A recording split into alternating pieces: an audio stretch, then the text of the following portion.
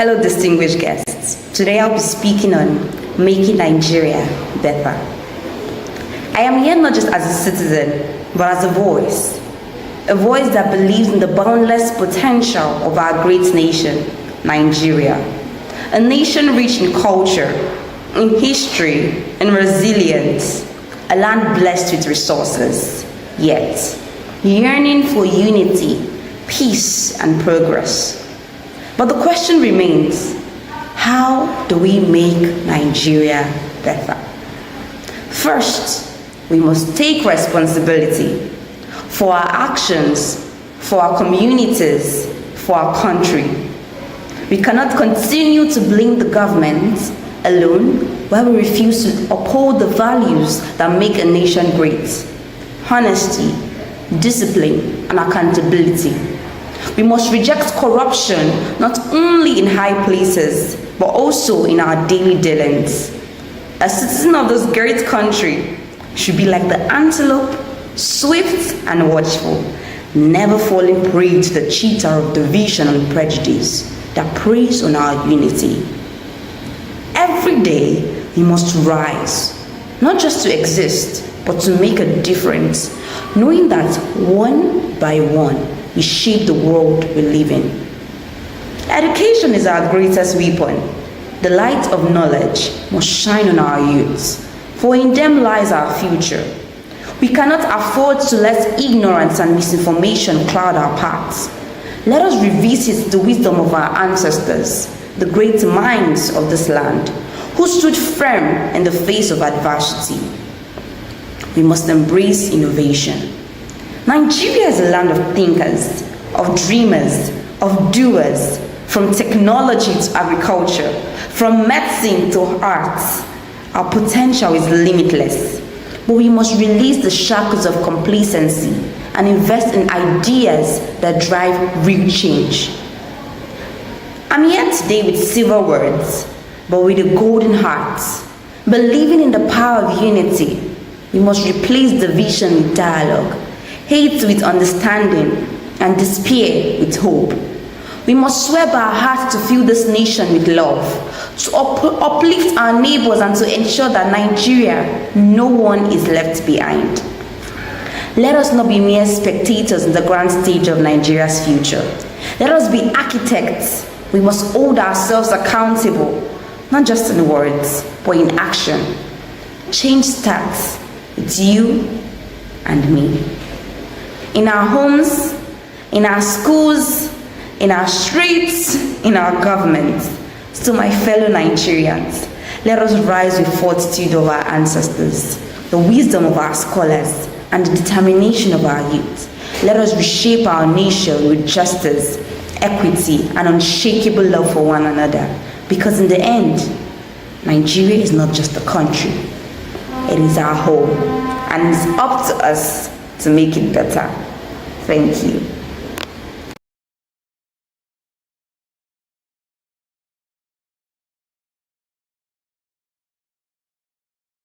Hello, my friends, the World Peace Day.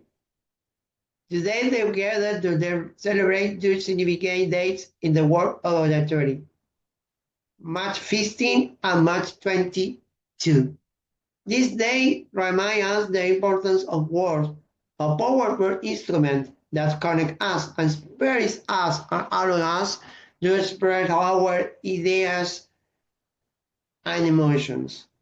In each constance, and the sessions highlight the inclusion of our speakers, especially those the autism spectrum or with neurodivergent conditions.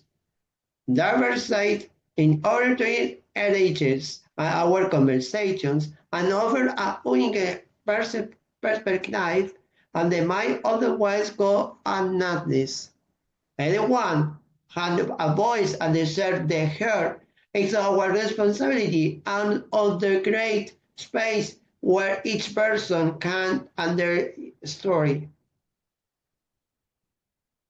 Oratory and debate are not valuable skills, but also by essential practice in our classroom. Foresting this skill from early age not help students communicate efficiently, but also teaches them to listen, respect different viewpoints, and resolve conflicts constructively.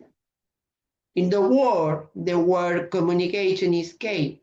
These tools are more necessary than ever. In Chile, we're on the brink and significant advancement with the possible approval the National Day of Debate and Tolerance Lab, which will commemorate on November 16. This love will not only celebrate on the day of debate, but also promote tolerance and respect in our daily interactions, oratory, or speech, thus become a means of universal conflicts for the understanding and bridge between different communities. Furthermore, we cannot forget the riches, the indigenous language, rights of our communication. Incorporating this language into our speech practice not only edits our vocabulary, but, but also honors and respect their cultures that sustain them words and the sort of humanity, and different them will make them more vibrant and meaningful. So, on the International Day of Oratory and World Speech Day, let us celebrate the diversity of voice, inclusion, and the transformative of the power of words. Let us continue to work together and they say that every voice and every story is true. Thank you very much from Chile. My name is Daniel Castillo Sandoval. I'm Latin American speaking forum version president for South American and Chilean speaking forum president. I'm teacher and master of education. Bye-bye.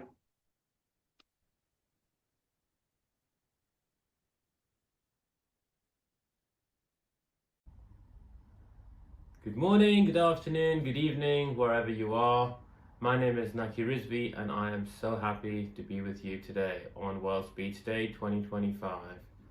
So I'm going to talk to you a bit about my life and hopefully help you see a different perspective. Now, I was born with an eye condition called congenital glaucoma, which meant that my optic nerve was damaged when I was born. I was born with very limited sight, but as I got older, the sight kept getting worse, and by the age of 7, I had lost my sight completely. So I have been blind pretty much all of my life. The world, sadly, is designed mainly for able-bodied people, not necessarily for people with disabilities, which obviously means you end up facing lots of obstacles and challenges as a blind person. I have had to face a lot of these throughout my life, and while a great support structure has been incredible, especially with my incredible family and particularly my sister, who has been a huge inspiration and a confidant for me, ultimately it comes down to you. All the obstacles that you face, regardless of your disability, regardless of your conditions, how do you deal with them? Now, one of the mantras for me has generally been overcoming obstacles naturally. But also, if you can't overcome an obstacle, what do you do then? Well, you go around them. And I want to share 2 aspects of my life with you to hopefully bring that to life a little bit. The first one, when I went to a mainstream school, because my mum was incredibly keen for me to get a regular education and pursue my dreams, I came up with a challenge. You cannot do science if you can't see. And that was the thing that kept repeating. People were very, very confident that you needed sight in order to be able to do science, because ultimately I wanted to be an engineer. That's what I was passionate about, that's what I knew I was good at, And that's what gave me a sense of fulfillment and enjoyment. But all these obstacles came in my way, and that's where I had to overcome some of them, but also go around others. And the way I did science and engineering at school, and then for my undergraduate and master's degrees, was through a combination of things. So, as an example, I had something called a German embossing sheet. So anything that you draw on it gets embossed so I can feel it with my hands and try and understand what the particular shape of a graph, of a diagram is. I also had access to a screen reader where anything that comes on the screen was read aloud to me so I could listen to it and then type my response back. Mental maths was a huge part of my degree. A lot of the arithmetic, algebra I tried to do in my head because scientific calculators at the time at least weren't very accessible for someone like myself and couldn't really talk back. But also other more informal arrangements. So as an example, I wasn't very adept at some of those lab experiments because I couldn't necessarily work with some of the equipment. And that's where teamwork and a bit of working and thinking smartly came into the picture. So while my friends could do some of the laboratory stuff, I could help out with the analysis because that's where my strengths lay. So in some ways we could work really effectively as a team. But also I remember particularly for one of my courses where you had to do computer aided design and make 3D objects, God, that was never going to be accessible with a screen reader. So my professor and I were a tag team together, worked on it together where he would effectively be my screen reader, I would tell him what to do, and then it was the most amazing feeling when you print out the final object in a 3D printer to kind of feel the fruits of my labor. And that is broadly how I managed to do engineering so successfully. And the highlight in some ways and the pinnacle and the proudest moment for me was after my undergraduate degree when it came to the graduation. And I was the only one in my entire class who had any sort of impairment, but I ended up with the highest grade on my batch. And that for me was really testament to the fact that disability doesn't have to translate to inability. That if you put your mind to something, if you can find ways of overcoming something, you can absolutely do it. The second thing is around another aspect of my life which I value really, really deeply, which is around sports. There's a lot of different sports I do, but there's two that I do quite regularly. One of them is running, which hopefully everyone here knows of, and the second one is blind tennis. I don't think most of you will have heard about it. But again, it comes to finding ways in which you can overcome the obstacle that you're presented with. In my case, not being able to see. So for running, I have a guide runner who I'm tethered to, who's to my side, and they are my eyes. They will tell me about obstacles, about turns, about other runners in front of us, about different things that you will generally take for granted when you're out about on your feet. So that has been incredible, and it's allowed me to do everything from a 100-meter sprint to running to entire marathons. But blind tennis, how's that played? And here's a little prop for you. So the ball is audible. Because you can't see the ball, you have to hear it, and it's by hand-ear coordination rather than hand-eye coordination. The ball has a bell in it, the baseline and the tram lines are tactile, so you can feel them with your feet. And honestly, the sense of freedom on a tennis court when you can run around, where you can make your own decisions, where you can feel incredibly independent, is just the most liberating feeling ever. I put my heart and soul into it, despite having a full-time career, and it really paid off. In 2023, it was probably the pinnacle of my tennis career, where I won the UK Nationals and became the world #1 in blind tennis. One of the reasons I'm sharing this with you is to inspire, hopefully inspire you and make you think that actually, whatever the obstacle, whatever the circumstance, doesn't have to be a disability. There are always ways around things. I particularly like the framing of the social model of disability, which actually says a person is disabled because of their environment, not their impairment. So you might think, actually, I'm disabled because I can't see. But if you make things more accessible, if you enable the environment for someone like myself to succeed, I can do it, as you've seen I have. If a person in a wheelchair, for example, needs to go up a building with no lift, they might struggle. But if there is a lift, they can get up there a lot more easily. The person hasn't changed, the environment hasn't changed. What has changed? Sorry, the person hasn't changed, the impairment hasn't changed. What has changed is the environment. So let's start thinking about how we can be enablers to allow others to succeed. And ultimately, it's about your attitude, how you perceive the world, how you perceive life. I read an amazing quote a few years ago which said, 10% of life is what happens to you, and 90% is how you react to it. So you probably have no control over the 10%, but there is definitely a lot more that you can do with the 90% that you have.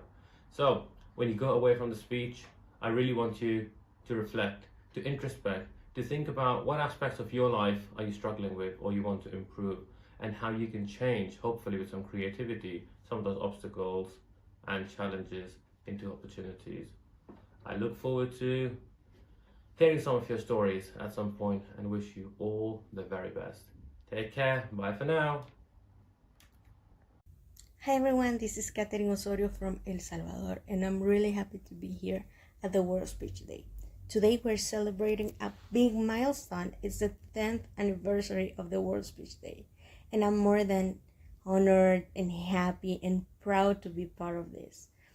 Well, this is a big celebration that brings together people from everywhere, from all over the world, from different backgrounds, and I'm very happy to join this big day.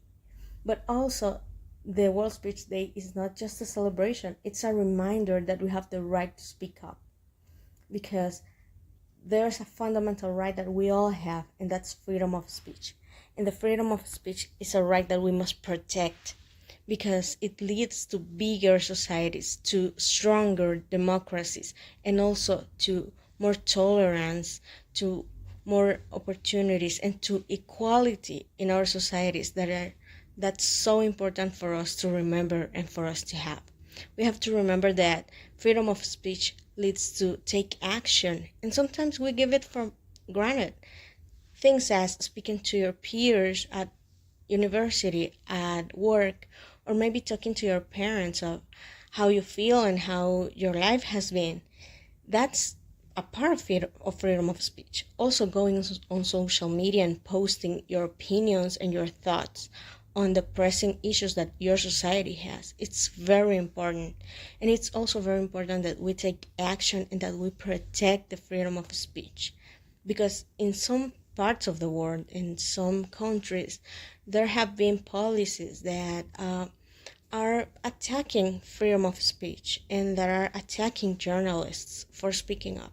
So let's remember that we have to fight against that, and that we have to speak up for those minorities, for those pressing issues that our societies have, because we can make a change. We can make societies that are more democratic, that are more inclusive, and there's a big responsibility on us to make big changes.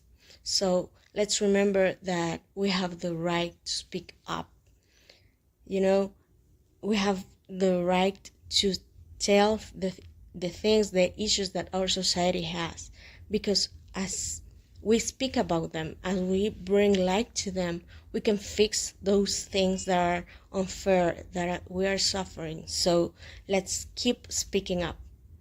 Thank you everyone for participating, for listening to this speech, and I'll see you next year. Namaste. This is Aishwarya Jaykumar from India. I am freelance writer, editor, passionate musician, and trained classical dancer. On the occasion of World Speech Day, I would like to share some of my thoughts with all beautiful souls. I just thought that world is full of such uncertainties and unrestful situations. We all need to practice little patience, tolerance, inclusiveness, and openness to embrace oneness for each other. Why can't we be little open for others to have harmonious living in daily life? This is something that I was very much anxious to share, as I was very much taken away that we all being such a beautiful souls, can't we make a beautiful melody For instance, music has different notes in melody. Some notes are from high pitch, some notes are lower pitch, but together they make beautiful melody, and it's so harmonious and rich for our ears.